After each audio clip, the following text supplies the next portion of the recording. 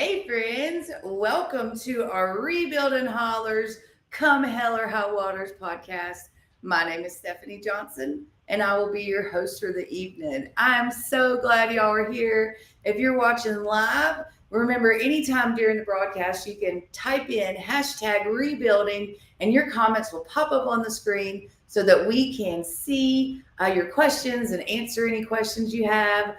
Don't forget to like, share, comment, help us spread the news, spread the word of how we're rebuilding our community just $1 at a time, pretty much. We have a fabulous guest tonight. I'm so excited about tonight's guest. It's really going to be fabulous. I'm so excited. I want to give y'all an update on our Cruise into the Hollers event. That was so wonderful. We had that Memorial Day weekend. It did rain the whole weekend, and so we had to make a shift and bring it all inside at the town center. But Corbin was wonderful. We had an amazing event. Well, our friend Claudette and Miss Michelle, they managed a silent auction. We had a wonderful silent auction. And then, of course, Miss Karen and Miss Kim managed our merch booth. We sold a lot of merch. Sydney was handling the raffles, and that went wonderful. So we raised almost $14,000 on Memorial Day weekend, the Saturday, the 23rd, to help us continue rebuilding homes and lives, businesses and churches here in Yancey and Mitchell County. So it was wonderful, even in the rain. I was standing at the door watching it rain, and I just said, well, I'm glad we moved it inside because we definitely needed the rain. We weren't going to complain about getting rain. But it definitely it was good. We're very excited about it. So this weekend we are going to be at another event. I'm so excited. We will be in Maggie Valley with our friends at 1941 Badges, Vanessa, and the 7th annual Western North Carolina Jeep Fest. I think that is going to be so exciting. So that's tomorrow and Saturday. We will be there with Vanessa. And we will have our merch booth there. So we're excited to continue telling everybody about Rebuilding Hollers and how we're doing whatever it takes to rebuild our community. So hopefully we're able to sell some merch and meet more people there. And don't forget, we still have 2 raffles happening right now.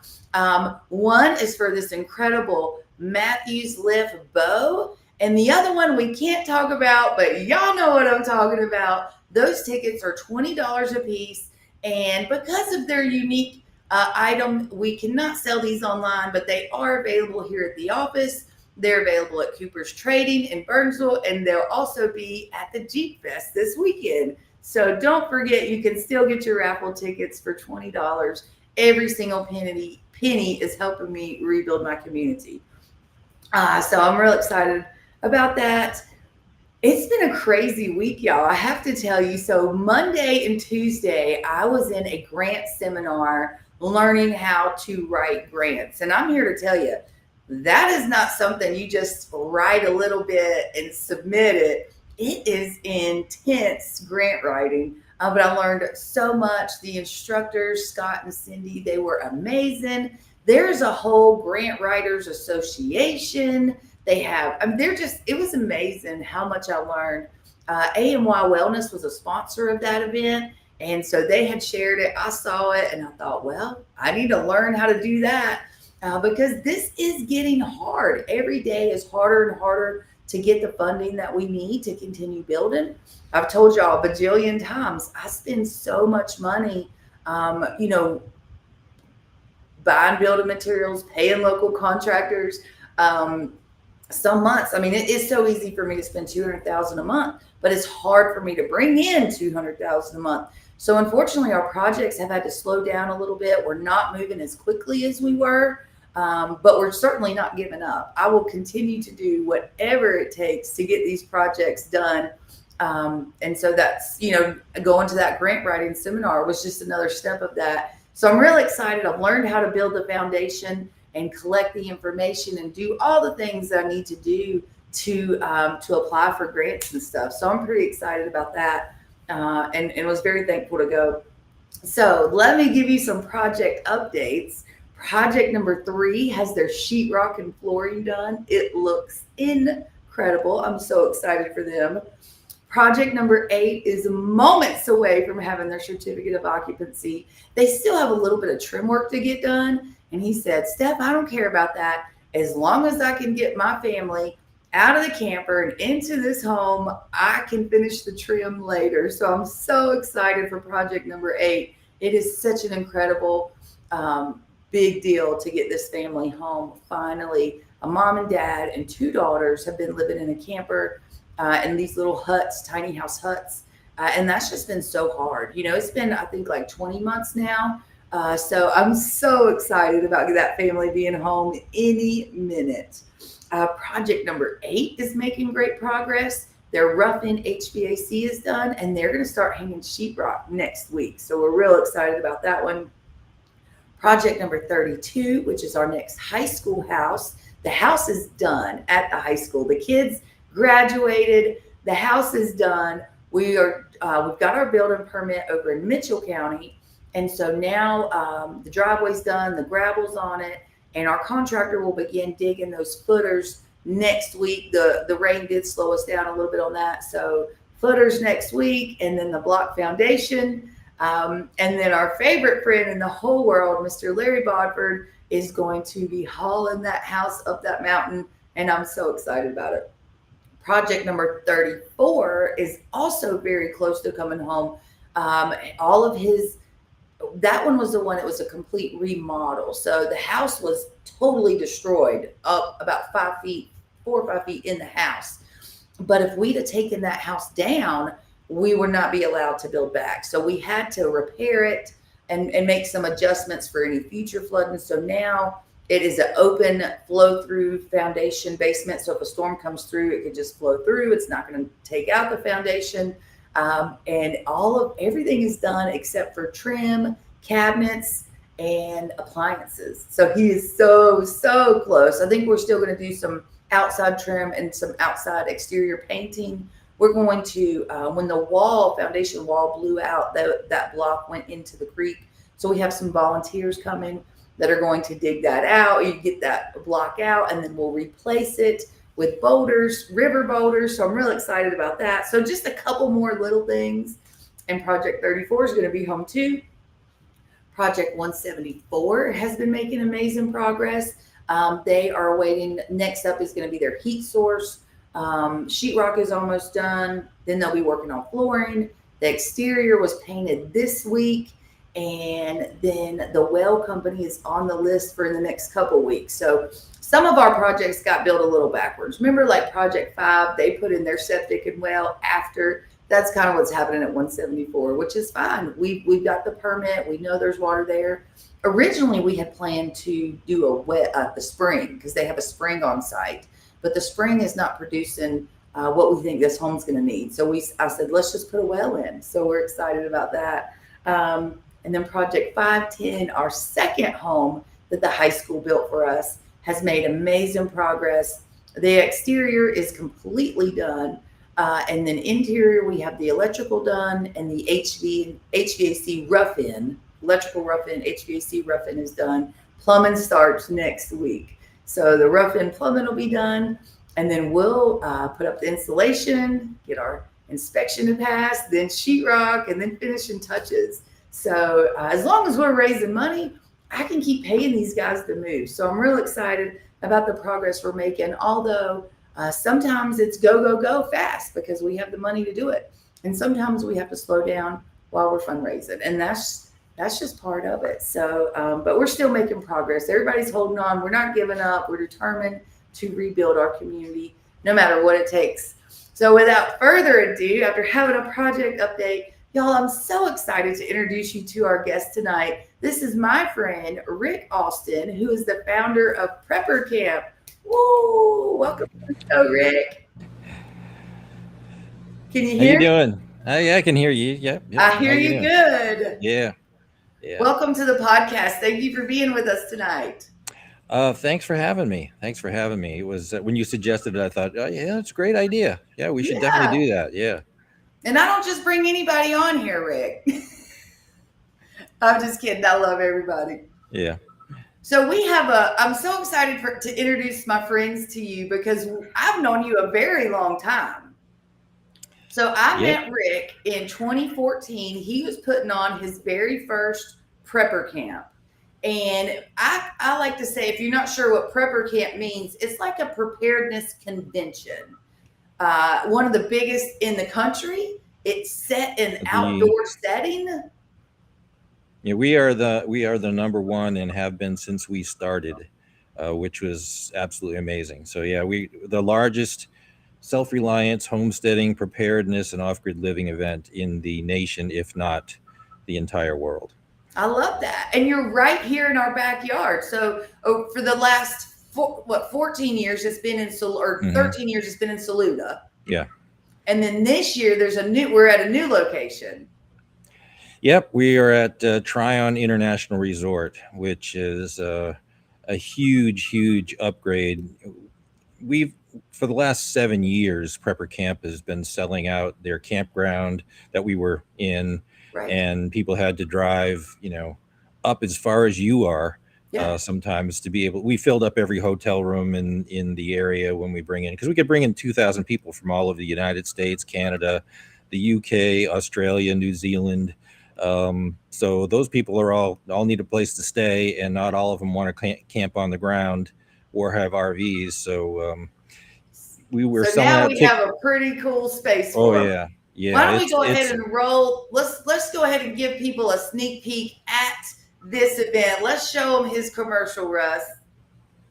The biggest and best just got bigger and better. Prepper Camp 2026, the #1 self-reliance, homesteading, off-grid living, and preparedness conference anywhere. August 14th, 15th, and 16th in the Appalachian Mountains of North Carolina. 3 days, 64 classes per day, 50 world-class instructors, movies, music, entertainment, food vendors, and shopping for prepping and homesteading. Bring your family, meet like-minded people, make it a summer vacation.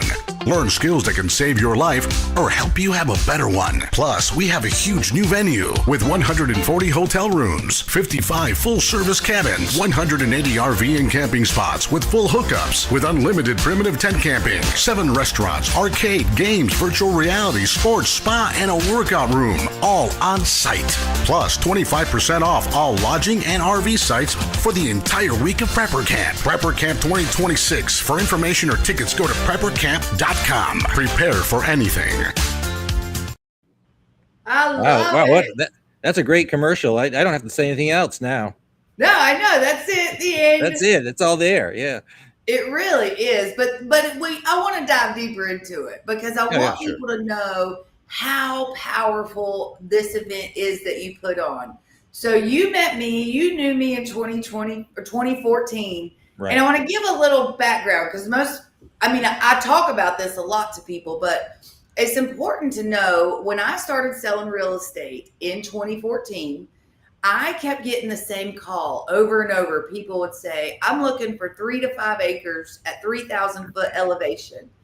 And I was like, who is it? Why are they keep asking for the same thing over and over? And a lot of them were retired government officials, military. I mean, you name it. It was all folks that had some kind of what I felt like secret information. Like they want to be here. And I found out that they were preparedness minded. And so I said, I like these people. They like remote mountain land. I live in the remote mountains. They like pew-pews and no restrictions, people staying out of their way. I like those things. And so that's when I found Prepper Camp. And I came to Prepper Camp as a remote mountain realtor. And so I had my little booth. And remember early on, I would hang my listings around the booth so people could like walk up and see different kinds of land listings. And then I think by osmosis, I just started learning because I loved the community, all the people that I met, the vendors, the folks that were coming to the event to learn. It is a very powerful event, but that's how I got my start in it was I wanted to meet more of them because I wanted to bring them to Yancey and Mitchell County, which is crazy. Yeah. We started it my wife, Survivor Jane, and I were living off grid. We've been living off grid for 20 some odd years now. And we grow all our own food, we raise our own livestock, and we do things in a really different sort of way. I mean, I don't have cattle because they require 2 to 5 acres of open land and pasture per animal, or 40 pounds of feed a day, which to me is not sustainable. So I've got 10 Nigerian dwarf dairy goats that only come up to my knee, and they don't take a lot of space. They don't eat a lot of food. I take them out in the woods and they just eat stuff off the ground, and they produce 3 of those girls will produce 1.5 gallons of milk a day. So my wife is, as she says, she's got to move the milk. So she's making cheese and sour cream and cheesecake and really every dairy product you'd normally buy in a store. And, Jane, goat milk is incredibly good for you. It is. And if anybody's ever tried it in the store, it tastes awful because they have to pasteurize it in order to sell it in a grocery store. But if you drink it raw, which is where all the good nutrients and hormones and that sort of stuff are, that's much, much better for you. And it's safe. I've been doing it for 20 years. So it's great. So we were doing that, and we ended up being on several different television shows, national TV shows. We were on Doomsday Preppers. And I think we were the highest rated home in the 4 years that they did it. And then we got tapped to, speak at these prepper conventions all over the country. And most of these guys weren't preppers. They were just promoters that were trying to make a quick buck on the latest craze. Right. And they were more interested in making money and not really in teaching people what we wanted to teach them. And when we went to these things, we realized that's what people want. Yeah, they don't need to buy stuff. Yeah, they need to buy stuff, but they need to know why they need to buy it. So we said, a bunch of us got together and said, hey, let's do an event that we would like to attend if we were looking, and in an environment that isn't a convention center where you're butt to butt and cheek to cheek and, you're smelling people's armpits. So we found this great venue, campground, the largest one in Western North Carolina, and we started doing prepper camp there, and it was an amazing thing. And this stuff happened that just I couldn't have planned, didn't have control over, and kind of similar to a lot of your stories, it just felt like God's hand was in this. Right. And kind of took care of stuff. I think it was in 2014. We were about to have a huge thunderstorm, and the black clouds were coming, and I'm fretting, going, what are we going to do? And these clouds came over prepper camp and went around it, literally, and then off. And I just said to Jane, I think we're doing something right. Yeah. God does that. When he wants you to do something, he makes it good, and he stands with us even through the storm, and he'll push the storm out of the way too. He did. Yeah. So. And y'all been going strong ever since. And so this year is going to be 64 different classes. Correct. Each day. So, everything from homesteading skills to protecting your home and your family to artificial intelligence and what's going on with that. How to protect your privacy online. And we've got somebody probably the radios.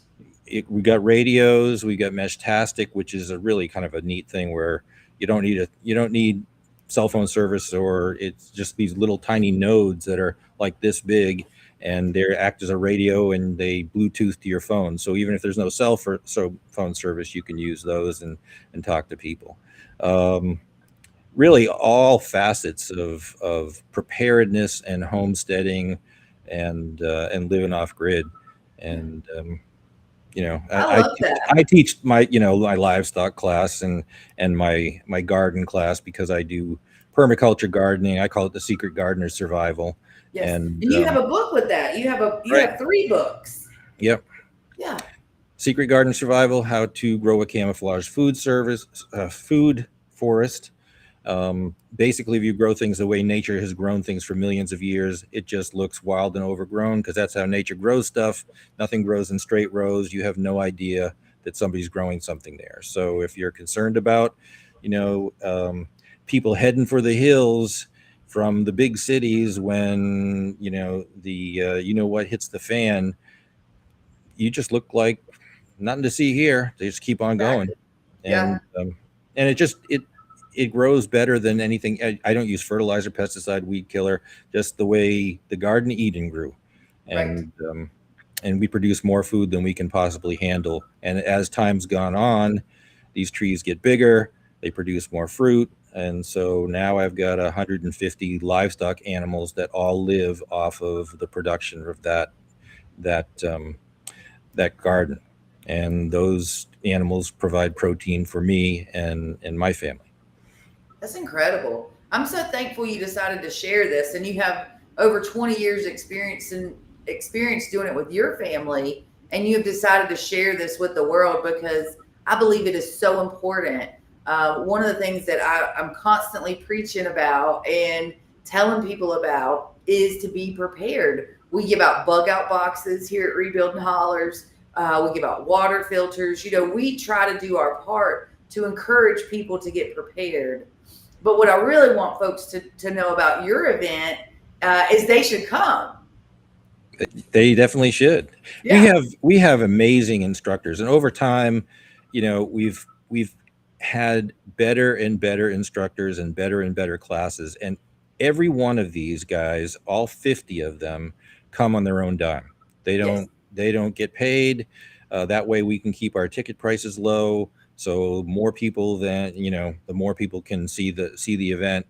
We've got a pretty big nut to cover, so we've got to charge something. But they are the best at what they teach. So who's the guy that does he takes you on the nature trail and you go see?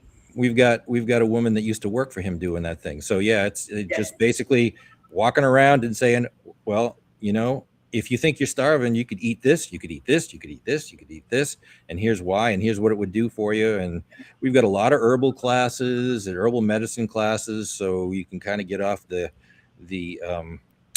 medicinal grid and the pharma grid. Yes. And it really, so many things were how we lived 150 years ago, before all these things happened. So and all the pharma stuff essentially comes from nature and food plants. They just synthesize it so they can patent it and make more money. Exactly. And it's kind of like going back to the Chinese medicine that hasn't changed. Right. Organic. Yep. Yeah. Oh yeah. And organic food. I mean, look at how people are in this country eating such bad food for them, and a lot of it is banned in Europe because it is bad for you, and it's engineered to make you continue to be hungry even if you've eaten it.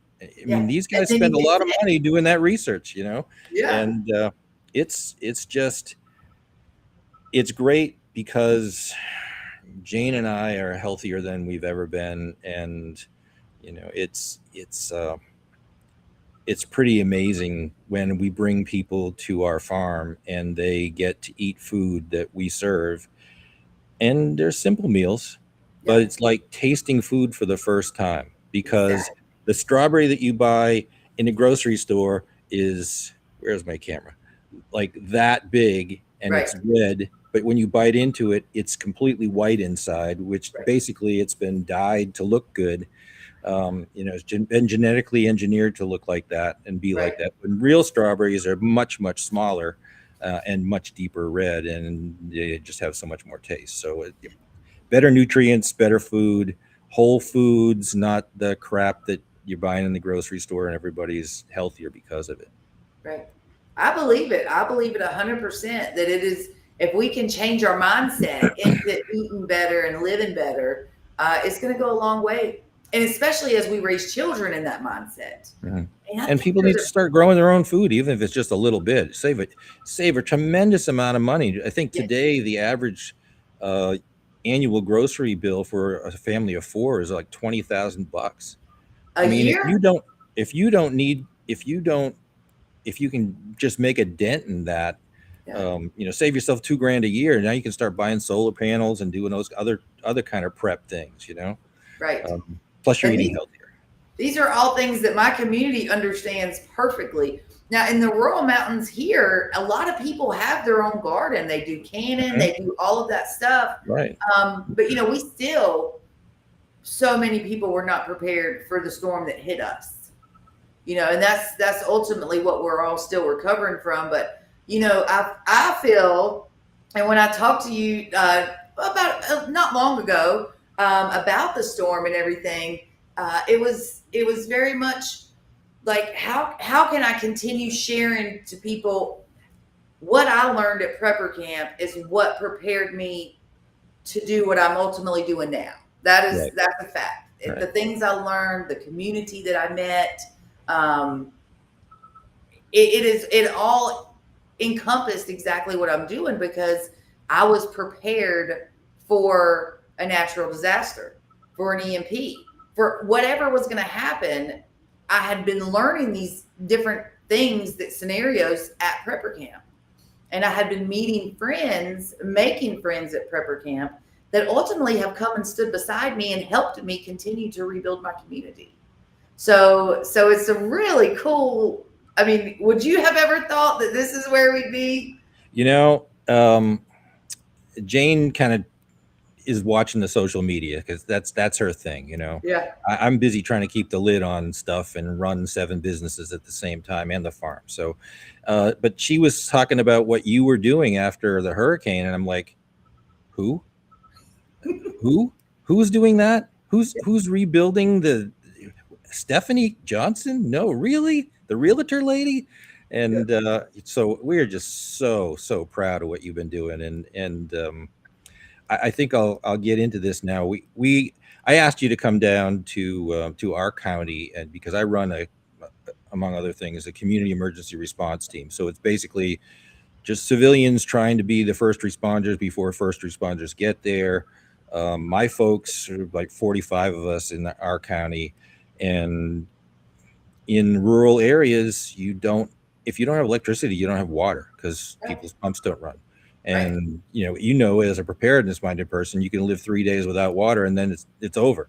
So we had guys going out with their pickup trucks and having 220-volt generators, and they were jury rigging, MacGyvering up to people's pumps, and they were pumping as much water as they, as they wanted, filled every vessel, every bathtub in their house, and people's attitudes, and they were ready to give up. They had lost hope. And your team was able to, because the sheriff was busy, the law was busy, and so you had a community response. And nobody had ever dealt. I mean, people move to Appalachia because they don't want hurricanes, they don't want tornadoes. It doesn't happen here. Floods don't happen here.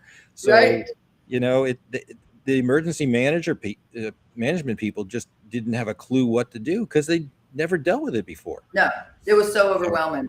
I love your organization, and I really am excited to talk to you more later about that because I would love to pitch a program like that to our sheriff because I think it is so important. And we learned this during the storm. The sheriff is the law. Of course, we knew that before the storm. Right. What we didn't know were the scammers and the con artists that would follow the storm. Mm-hmm. And our sheriff was vital in protecting our community and stopping a lot of that nonsense. But if you think, the sheriffs are trying to respond to the emergencies. The emergency management folks are trying to respond. By having another community response group that coordinates and works with the sheriff and emergency management, that has got to be incredible. Oh, yeah. Yeah, it definitely is. So, having found out what you did and looking at what you were doing, obviously this, but they don't. I asked you to come speak to our group, and I was just amazed at what a great speaker you were. I wasn't expecting that, but you all off the top of your head, the anecdotes, the good, the bad, the ugly, everything that happened. And I just said, this is what's amazing to me is how one person was able to take the ball and run with it. And of course, it's lots of other people jumping in afterwards, but how one person can really make a difference, from just helping out your neighbors because you were prepared and you had stuff, to turning this into a whole foundation to rebuild the community. And I just thought it was such a great, inspiring story.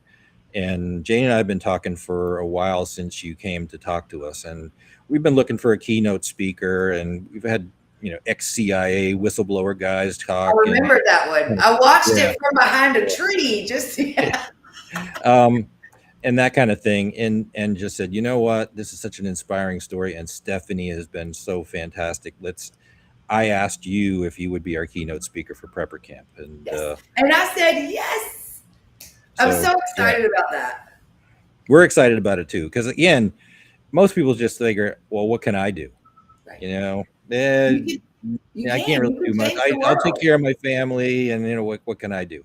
But it's when disasters like that happen, it's amazing how people come out of the woodwork and just lend a hand and help each other. And it's your neighbors helping neighbors, because the FEMAs of the world and the United Ways and the Red Cross, they're all just organizations that are top heavy, and most of their money goes to funding their organization and more advertising to get more money, as opposed to your neighbors, the local people who are just there to help you out, dig you out, cut trees off of your house so that you can go on with life. And that's really what the whole CERT team, CERT, Community Emergency Response Team, was all about, is just helping people out.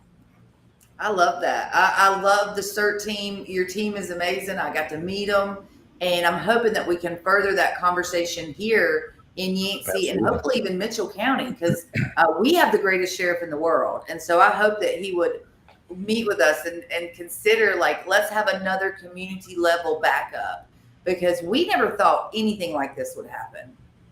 Ever. Right. But you did. I mean, God got you ready for it. So you've been preparing people. In turn, you inspired me and helped me be prepared. Well, first thing we did was go, okay, what are the priorities in terms of setting up this thing? Well, comms, communication, that's number one. Yes. So we didn't have cell phone service, we didn't have internet, but we had radios, we had GMRS radios, and we could talk to each other, and we had Mestastic radios, we could talk to each other. And I had been telling the sheriff here for months that he needed to get into the whole GMRS radio thing. And you can buy 2 radios for like $60. Right. And they program by a push of a button. You can take one and program the same thing to the next one. So really, really easy to use. And he had the standard law enforcement Viper radios, which were $6,000 a piece. Well, guess what? They didn't work. They didn't work because they had to link to an internet connection, and there wasn't any. So these guys couldn't even talk to each other. And he said to one of our mayors here, he said, everything Rick Austin said would happen in a disaster did, and I wish we'd gotten those radios. Yeah. Well, and we don't ever want that to be the case. We don't want to be right. We never want to be right. But the reality is, you're right. And so we've got to be forward thinking. And ultimately, no matter what happens, what if the storm came to prepare us for a future storm? Right? Like, we know God has shown us God is real. And that means Noah's Ark is real. Things happen. And it can be a natural disaster. It can be a man-made disaster. We're in a very difficult climate here in the United States of America. Right. And I think being prepared is just so smart to be that way. One of my biggest fears, one of the things that we prepare for, because it's the worst case scenario, would be an electromagnetic pulse, basically taking down the grid. Yeah. And you can do that with launching a missile from a cargo ship in Louisiana, right there at the port, and you put it up 200 miles and launch a nuclear device, and every chip in your car, computer, cash register, banking thing, everything is dead. I mean, it's fried, and we're back to the 1880s in terms of culture, and across the country. So like, absolutely everywhere. yes. So So here that's we had a blessing. Only a couple states were affected, localized counties. So people from off were able to come in and help us. right. But if it is a wide range disaster, there's nobody coming. And the And I can department, promise you, the state and the federal ain't coming no matter what. the They're not. Department of Defense war gamed this thing years and years ago, and they said if this ever happened, 80% of the population would be dead within the first 2 months because there wouldn't be enough resources. But you look at where people live. Most people are living on the coast.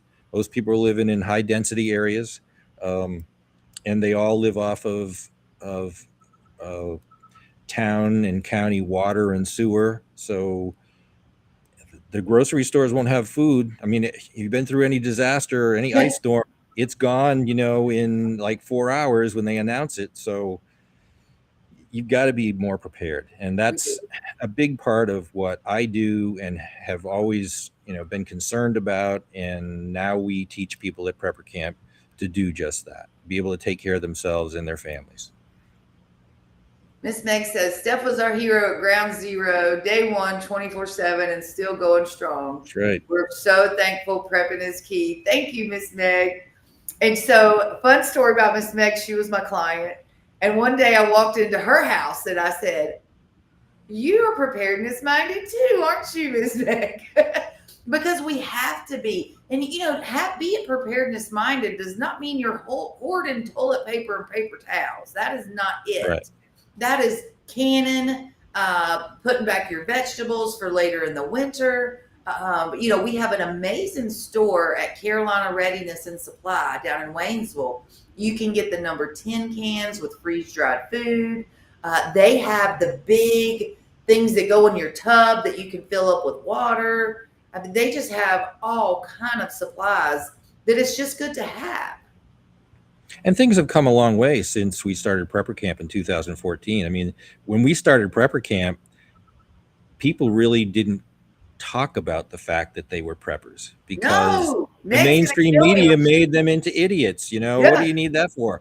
And so people were kind of closet preppers for a long time. And now it's mainstream.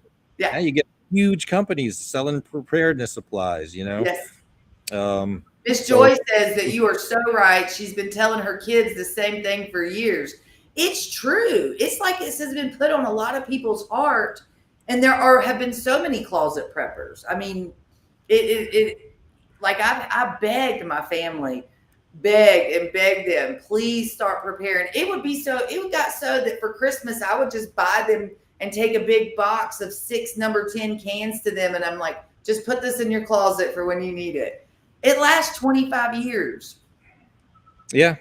And when we first started Prepper Camp, the people that came weren't these militia-oriented people, and they weren't, tinfoil hat people. They were just normal, everyday Americans that just wanted to learn how to take care of their family because they knew if something happened, it was going to be up to them, not up to the government. That's right. Meg said her first prepper class was in 2006, living in the Bahamas, and we only had the rainwater that collected in our cistern. We waste so much water. It's true. True. It's true. And it's just being, smart, I think. Like when you look around, what can I do that would help me be prepared in case of an emergency?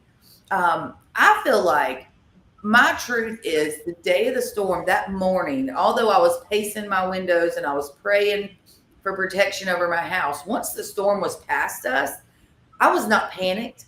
I was not stressed out. My mind was steady, focused on, okay, here's what just happened. Here's what we got to do. Here's what's going to happen next. I mean, it was just so methodical, the way my brain just kicked into boom, boom, boom, boom. And I know it was because of everything that I learned at Prepper Camp, and then also at Jan and Bill's Heritage Life Skills, which they're not doing that right now. But those events matter because you just change your mindset and you live a little bit differently. Well, yeah, and if you are prepared, you're prepared for the worst case scenario. So you're not really as afraid of what's going to happen. If you are unprepared, then you're at the mercy of, the hordes that are out there trying to steal your stuff, or you're out there at, the mercy of nature. Right. And it's And I've peace of heard that. mind as much as anything else. When I've tried to talk to people before, they say, well, I'm just going to go take other people's stuff. And I said, you're not going to take a prepper's stuff because they're prepped with everything. But, or you get hunters that say, well, I don't need to store anything because if we ever had a disaster, a catastrophe, I just go out and hunt deer. Well, you and every other Tom, Dick, and Harry. And by the way, when there's no electricity and no sound and no cars running and no generators running because everything's run out, right. the sound of a rifle or a shotgun is going to be bullseye on you, and you're going to get people coming to get you and take your stuff too. So, yeah, and it won't take long before all the deer are completely gone and there isn't any food. Exactly. Well, and you don't. Just like with our event, with all the rain, we lost so much wildlife. We lost so many farm animals. Yeah. So you've got to be of some preparedness minded. And really, it's just like how our grandparents and our great grandparents lived. Absolutely. Right? Yeah. Absolutely.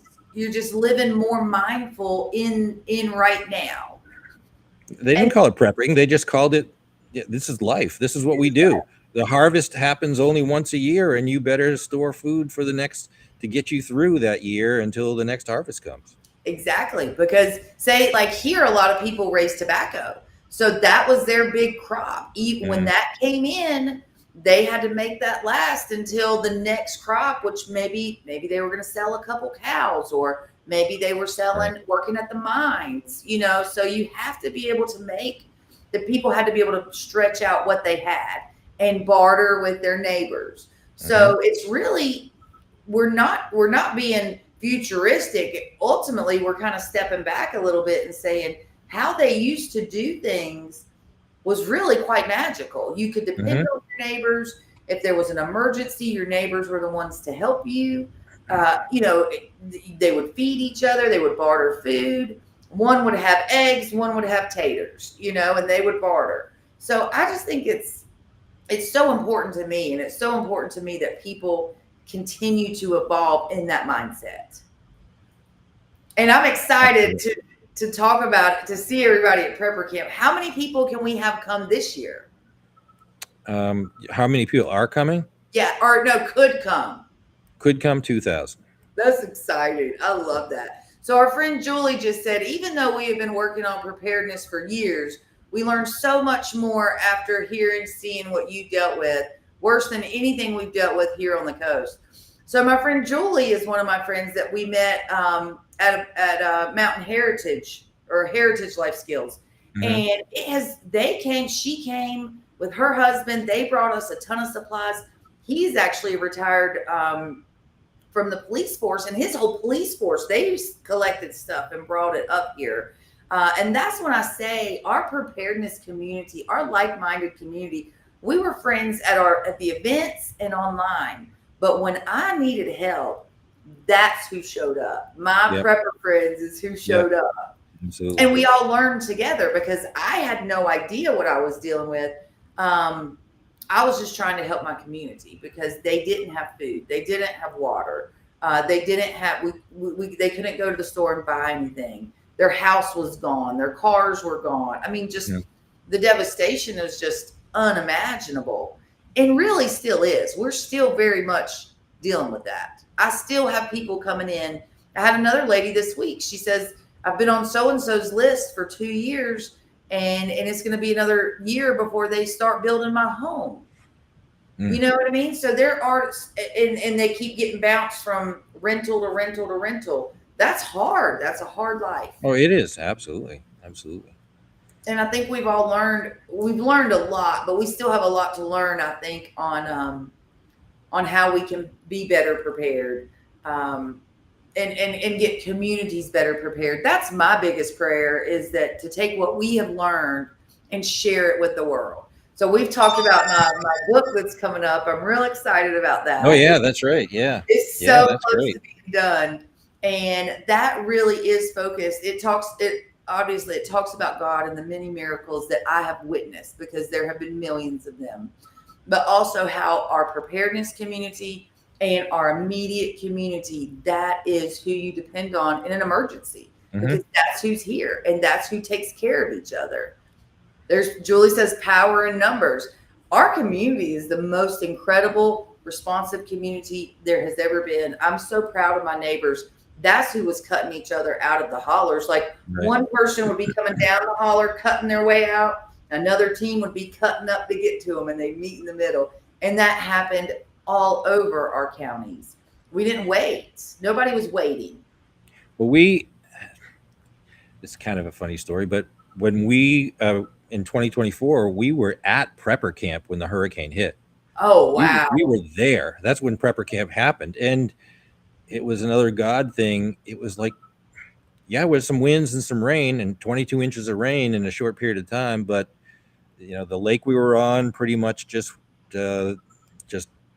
cleared up and we were able to hold the event. But there were trees and power lines down everywhere. And a couple of my guys, because they're preppers, had chainsaws in the back of their trucks, and they went out and they literally cut from Orchard Lake Campground to I-26, the major highway, cut a path so cars could come in and go out. And while they were out there, they were out there for hours and hours and hours. And one of the local cops stopped them and said, "Hey, are you guys the ones that are cutting these trees and moving these power lines and that sort of stuff?" They were like, "Yeah, are we doing something wrong, officer?" He said, "No, follow me. There's a pregnant woman stuck and she can't get to the hospital. I need your help cutting them out." So it's incredible. So at Prepper Camp, they were prepping. They were getting the people, because we had to, because there was, it was just that crazy. Everybody was overwhelmed. Every resource, and I know the governor likes to get on the news and tell us that he had people here and they did this and they did that, but I call BS. Yeah. And I know a lot of other people do too. So we had so many people telling us that, well, there's probably no better place to be than Prepper Camp in an emergency, in a disaster. Yeah. You're surrounded by people that know how to survive. Exactly. Yeah, we know what to do. It's fine. Yeah. Well, this year we're not going to have a hurricane in the middle of Prepper Camp. They're not. It's going to be a month earlier, and it's going to be at a new location right off of 26. Is it right off 26? Right off. They have their own exit. It's That's just awesome. It's amazing. It's amazing. Yes. It's Tryon International Resort. They started as a Tryon Equestrian Center, and now they're doing a lot of other stuff. They do a bluegrass festival and some other things. So Prepper Camp's kind of falling into that thing, but they're huge. Just like the commercial says, they got all kinds of places to stay and restaurants and all that sort of stuff. Now, most people won't have time to do that because we got 64 classes a day, and you'll be taking classes and they'll be exhausted by that time. But it's like Disney World, because they're thousands and thousands of acres, and they're always building and doing something. So they're putting in a golf course now and some other stuff. It's like going to Disney World because you see construction happening everywhere. Right. But we're in a very remote location on their property, and we've got just this giant lake, and we're going to set up just like we always have for the last 14 years at Prepper Camp, going around the lake and holding our classes in these big giant tents. And you can break bread with the 50 best instructors of the world at what they do, and learn from those people, and meet like-minded people like yourself. And another little story. It was like 3 years ago, I had somebody who came in, and just as soon as she came through registration, she had to find me and thank me for putting on the event. I'm like, well, okay, that's fine. And she said, when I walked through the registration, I felt like I had gone to heaven. And I said, well, why is that? She said, because I'm from Seattle, Washington, and I can't talk about the fact that I'm a prepper. Here I'm surrounded by people that get it, that understand, that are just like me.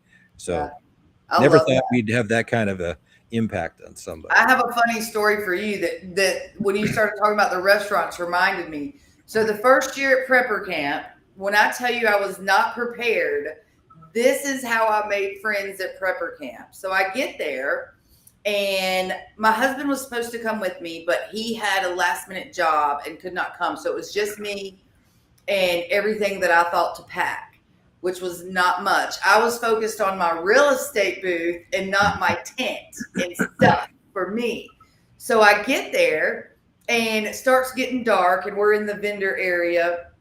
And one of my buddies said, or I said, oh gosh, it's getting a little dark out.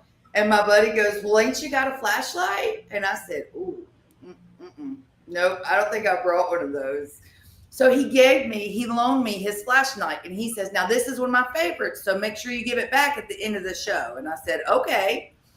And so then we're sitting around the fire pit with Doug and Jan and Bill and just so many new friends. And it starts Chris and Tim from Old Grouch, and it's getting a little cold. And I'm like, holy cow, it's a little cold out here. And Tim and Chris look over and they're like, well, ain't you got a sleeping bag? And I said, nope, I brought like a quilt.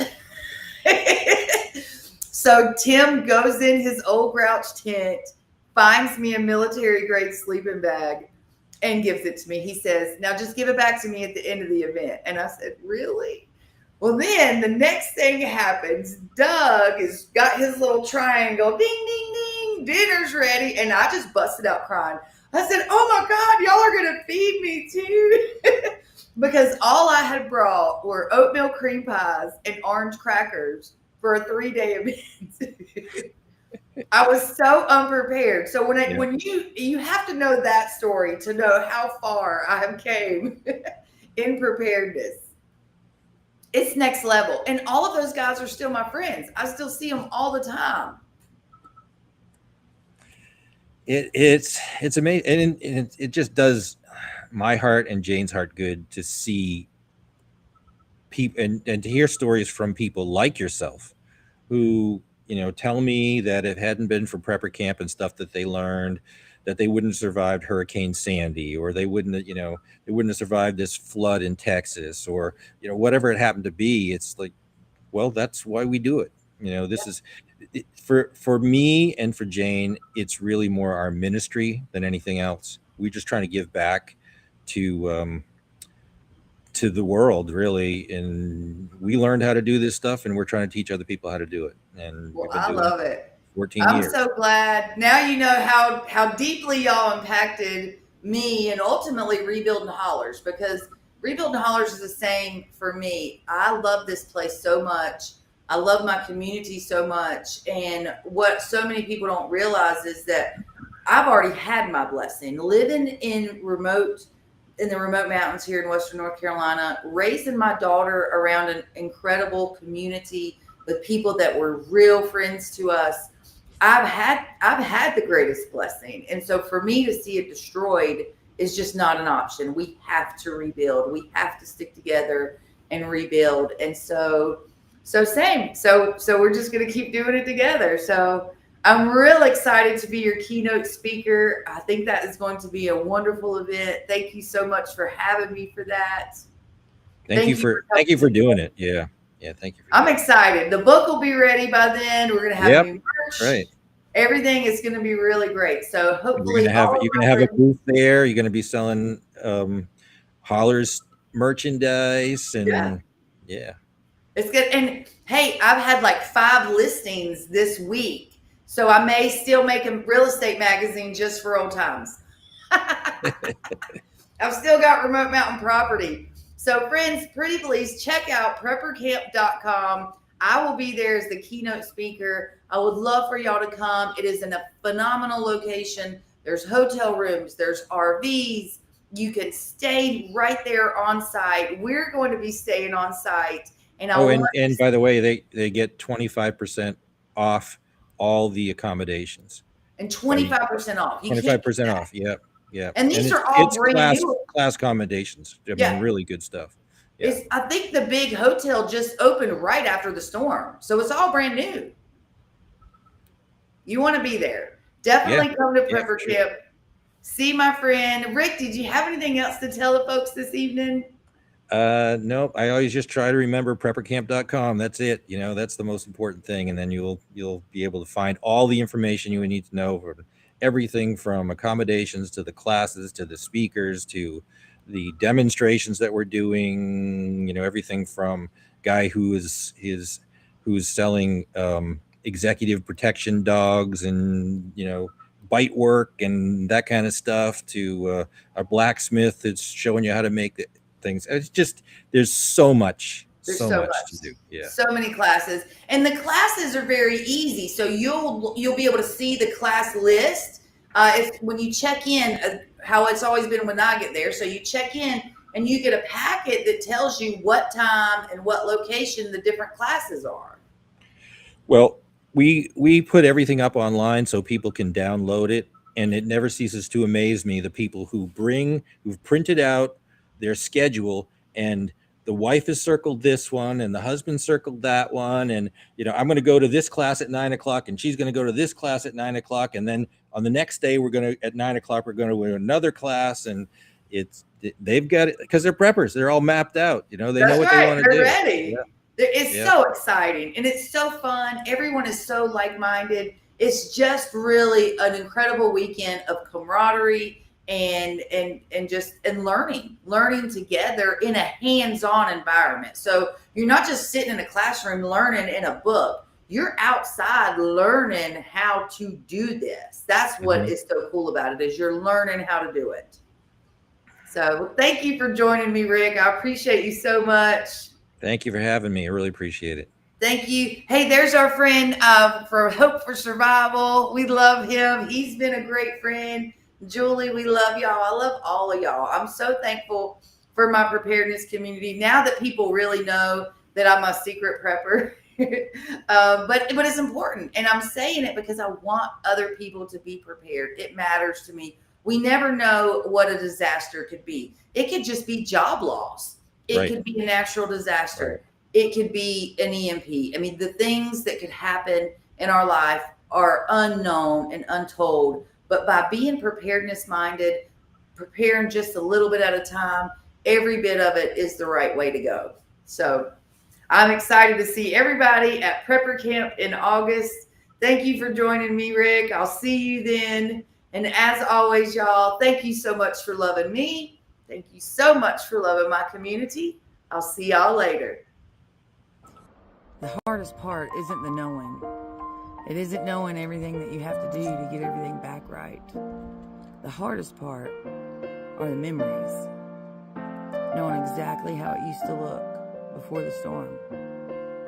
That's the hardest part.